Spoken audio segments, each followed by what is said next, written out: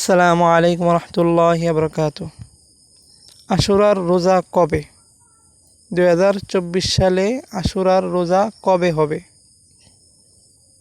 অনেকে প্রশ্ন করেছেন।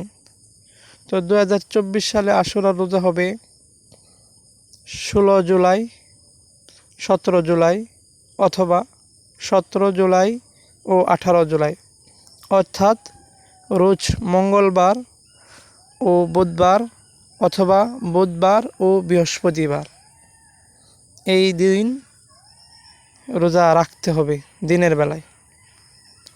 আর আশুরার রোজা হচ্ছে দুইটি, এজন্য যে